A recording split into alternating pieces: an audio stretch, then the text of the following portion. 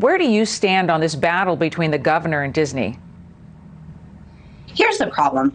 This governor went out of his way to actually have revenge on a company that was not in the same light of his positioning.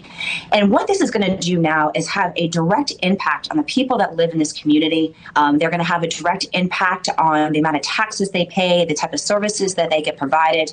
We even see reports last week that there is a conversation about lowering our bonding authority from a AAA rating. That's going to have a drastic impact on the people of our state and how government works. And it shows that we have now potential instability of our economy.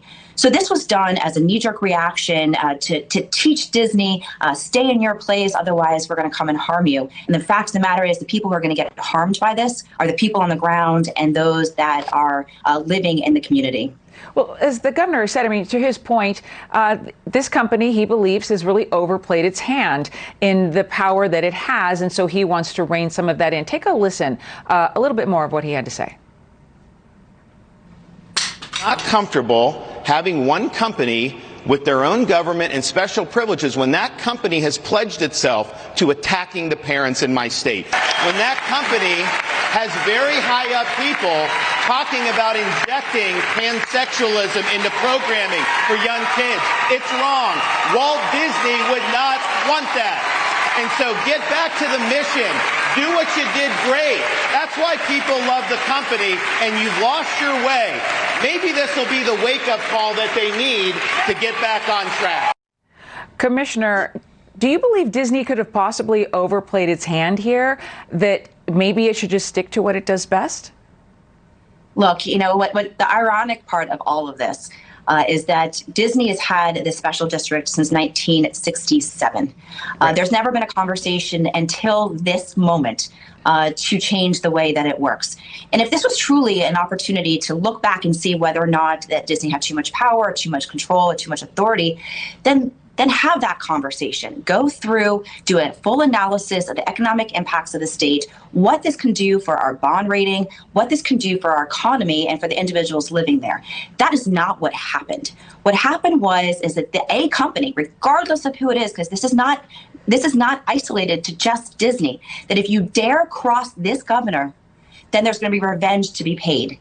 And that's the problem that I have, is that this wasn't done in an actual analysis, wasn't done in an economic, prudent manner. It was done for sole purposes of to take revenge of somebody who dare speaks up against the governor and his agenda. And so this was done in haste. It was put on a special agenda, done within 8 hours. Well, let's move on to the economy in Florida, because CBS News is reporting that it has now become the least affordable place to live in the country, and the governor addressed that. Take a listen.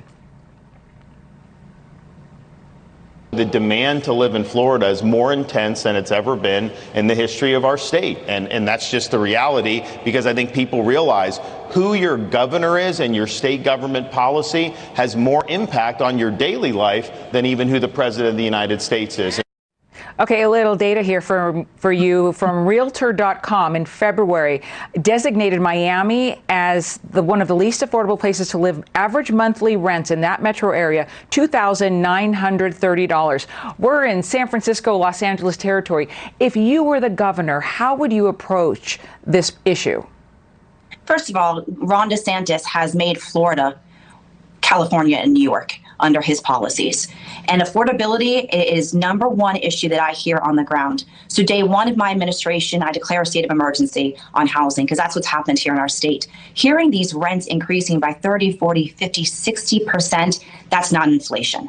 And on top of that, for the last 28 years, we have been gutting our affordable trust fund, including this governor, which would equate to about $2.3 billion that should have been used to build more homes in our state. So there was no planning of this. And so it was a constant come into our state, but there was no opportunities to build more homes. There was no chances for people to actually get rent under control. And so now we have an affordability issue.